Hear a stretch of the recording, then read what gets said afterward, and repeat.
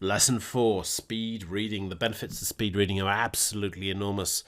You're going to save time, a lot of time. You're going to learn more. You're going to learn faster. Now, speed reading has two main elements. First of all, you can actually learn, as the name would suggest, to read faster. In other words, the eyes can scan the words faster and you can accelerate. But a lot of speed reading actually isn't to do with reading per se. It's about noticing what matters most in a text. A bit like the 80-20 rule again, and focusing on that. In other words, 80% of the benefits, the learning, the core ideas, the enjoyment, if you like, the value in a book probably comes from less than 20% of the text. So if you can focus on that, that's incredibly helpful. Okay, so your speeding read, most people read, let's say, between 200 and 400 words a minute. If you train, you're going to get faster. So if you're at 200, you can get up to 450 fairly quickly. Someone who's fast could get up to 1,000 words a minute, really fast, maybe 2,000 words a minute. But it doesn't matter. What we're going to do is focusing on improving on the old version of you. So you're going to assess your speed, and then we can work on increasing it, improving it. Now, a lot of people, when they read, they do something called sub-vocalizing. In other words, they're essentially reading out loud, but in their own head. As you read, you're saying those words in your mind. That's fine up to a point. If there's very little to read, you want to enjoy the sound and the texture of each word, that's fine. If you want to speed read, it's just going to slow you down. So when you're speed reading, don't sub-vocalize. If you do that already, and most people do, try not to do that. That's a key idea. Now, comprehension of text. Don't aim for 100% of comprehension. I can practically guarantee you you're nowhere near that even when you read slowly. And if you don't believe me, read 2, 3, 4 paragraphs of a reasonably sophisticated book. Convince yourself you're absorbing them. Write down the main ideas. Go back to the text. I can practically guarantee you've missed something. So if you're really good, you're achieving 80 or 90% when you're reading slowly. If you're speed reading and you can achieve 80%, that's very, very good, extremely good. But let's be clear, on a lot of text, you don't even want 80%. Maybe it's a text you'd be happy with 10, 20, 30, 40% comprehension. That would be fine. So speed reading in that case gets a little bit easier. So there's some very simple tricks you can follow to help you speed read. You can move your hand across the page very fast. So line by line by line, just move your hand across the page. Your eyes will naturally follow. You'll tend to get faster as the eye goes down the page. You can absorb easy groups of words in one go. So often words like New York City or strategic management, whatever you're reading, there'll be groups of words that naturally go together, and you can just scan those very, very fast, because once you've seen the word new and a big Y, you know it's going to say New York, New York City, New York State, what have you. So you can accelerate by taking in chunks of words. Now here's an important idea. Point number 3, focus on the first and last sentence of each paragraph. And the reason is that most skilled writers will introduce the topic in the first sentence and they will summarize it in the last sentence. So with each paragraph, if you absorb the first and last sentence, you've got the essence of the entire paragraph. You can just skim the rest or ignore it, depending on how interesting the first and last sentence are. Now, when you practice, just push, push, push to go faster. The fact is, we know that people who practice get a lot faster within days or weeks. So keep going. You can probably double or triple your current speeding read in something like 6 weeks if you really go for it and practice regularly. Now it's quite easy to read faster by using the techniques we've just discussed. Just moving the hand across the page, that alone will cause you to go faster. But we can also focus on how to get the best out of a book. So don't worry so much about reading faster. Focus on getting faster to the bits of the text that matter most. What matters most? Well, the title of the book, the chapter headings, that will often tell you a lot.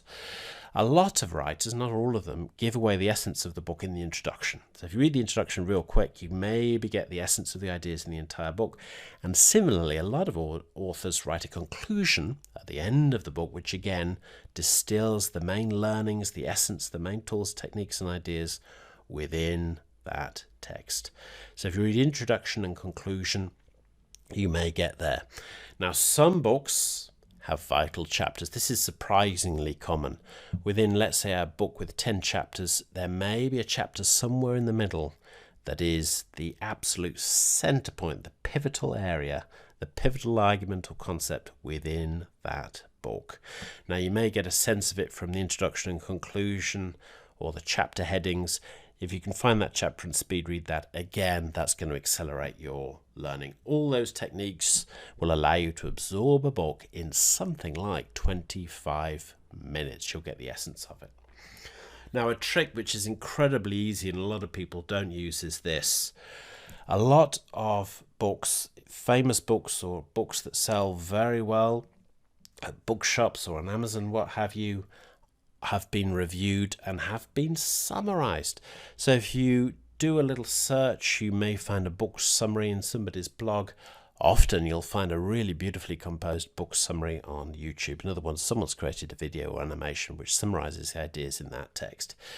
You will then get the essence of that text. It's normally 4 to 10 minutes for a video and something similar, 3, 4, 5 minutes to read a longish blog article summarizing that text. So again, you've got the essence of that book in a matter of minutes.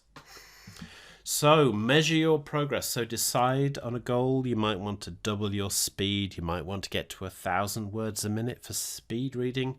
How do you measure your speed? Well, it's very simple. You look at the average number of words per line in a text. You look at the number of lines per page.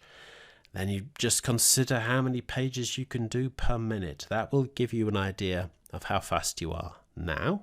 How many words are there per page? How many pages are you doing per minute? And you can then measure and track your progress over time. You might want to have a quick estimate of your speed every session, every day. You will see progress if you apply the ideas we've just discussed.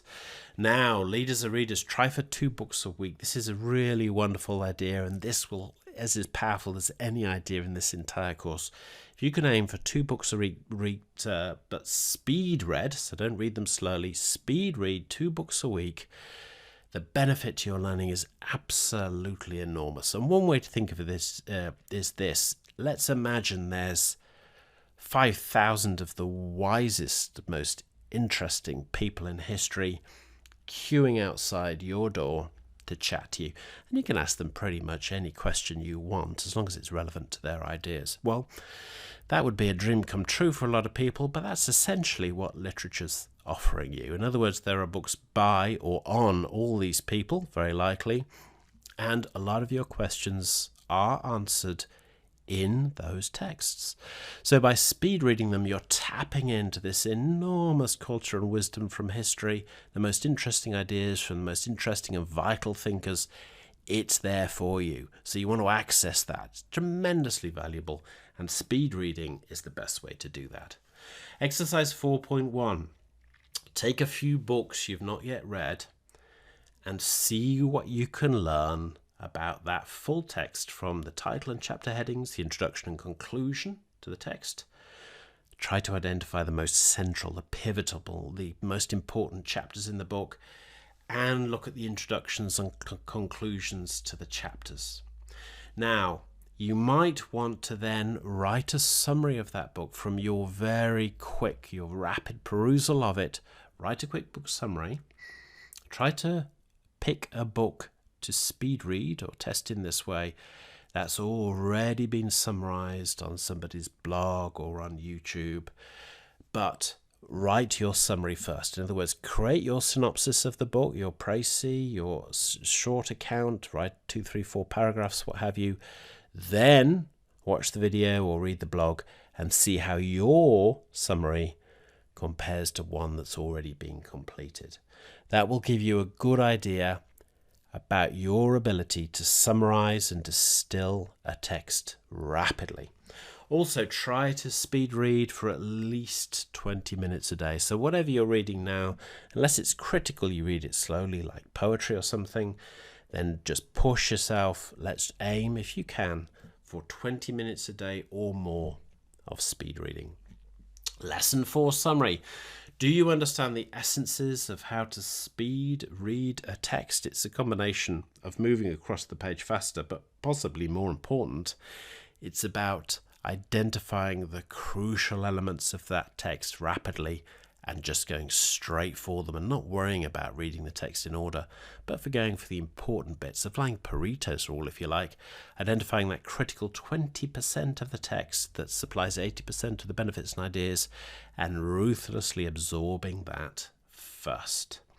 And do you see the importance of practice to improving your speed? Yes, we know you can improve your speed of reading very quickly, but put the time in to get those benefits. Next lesson, we look at memory techniques.